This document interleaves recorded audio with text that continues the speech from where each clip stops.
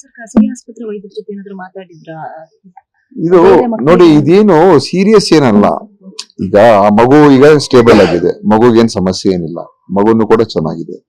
ಆದ್ರಿಂದ ಇದು ನಮ್ಗೆಲ್ಲರಿಗೂ ಕೂಡ HMPV ಚೈನಾದಲ್ಲಿ ಬಂದಿದೆ, ಅಲ್ಲಿ ಔಟ್ ಬ್ರೇಕ್ ಆಗಿದೆ, ಅದು ವಿಷಯ ಇರುವಂತದ್ದು. ಅದಕ್ಕೂ ಸಂಬಂಧ ಇದೆ ಅಂತ ನಮ್ಗೇನ್ ಕಾಣಿಸ್ತಾ ಇಲ್ಲ. ಆದ್ರಿಂದ ಮುಂದೆ ನೋಡೋಣ.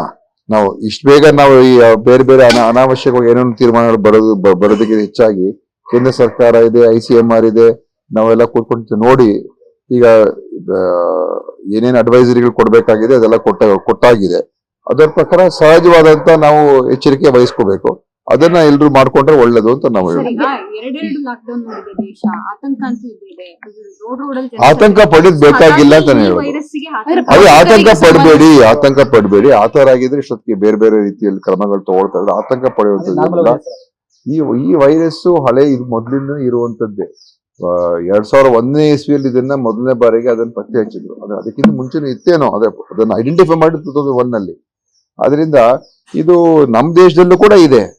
ನಮ್ಮ HMPV ವೈರಸ್ ಏನ್ ಎಫೆಕ್ಟ್ ಆಗಿ ಅದು ಏನು ಕೆಮ್ಮು, ಕಫ ಇದೆಲ್ಲ ಸ್ವಲ್ಪ ಬರ್ತದೆ. ಅದ್ರಲ್ಲೂ ಹೆಚ್ಚು ಮಕ್ಕಳಿಗೆ ಇಮ್ಯುನಿಟಿ ಕಮ್ಮಿ ಇರೋರಿಗೆ ಹೆಚ್ಚು ಬರುವಂತದ್ದು, ಮಕ್ಕಳಿಗೆ ವಿಶೇಷವಾಗಿ ಎಫೆಕ್ಟ್ ಆಗ್ತಕ್ಕಂಥದ್ದು. ಮತ್ತು ಸಹಜವಾಗಿ ಅದು ಬರ್ತದೆ ನೋಡಿ. ಈಗ ಬೇರೆ ನೆಗಡಿ ಬರ್ತದೆ, ಬೇರೆ ಜ್ವರಗಳು ಬರ್ತದೆ.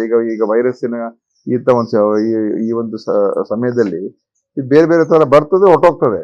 ಇದರಿಂದ ಬೇರೆ ತರ ಏನು ಫಿಟಾಲಿಟೀಸ್ ಇದರಲ್ಲಿ ಕೆಲವು ಡೇಟಾ ಹೇಳುವಂತದ್ದು HMPV ಇಂದ ಬಂದಿರತಕ್ಕಂಥವ್ರಿಗೆ 1% ಅಲ್ಲಿ ಕೆಲವರಿಗೆ ಅದರಿಂದ ತೀವ್ರತೆ ಆಗುವಂಥದ್ದು ಕೂಡ ಕಾಣ್ಬರ್ತದೆ ಅಂತ ಹೇಳ್ತಾರೆ.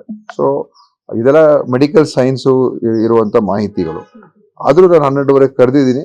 ಬೇರೆ ಇನ್ನೇನಿದೆ ಕೂಡ ಚರ್ಚೆ ಮಾಡಿ ಕೇಂದ್ರ ಸರ್ಕಾರದ ಏನಾದ್ರು ಹೊಸ ವಿಷಯಗಳು ಇದೆಯಾ ಅಂತ ಕೂಡ ತಿಳ್ಕೊಳಕ್ ಹೇಳಿದ್ದೀನಿ ನಮ್ಮ ಅಧಿಕಾರಿಗಳಿಗೆ.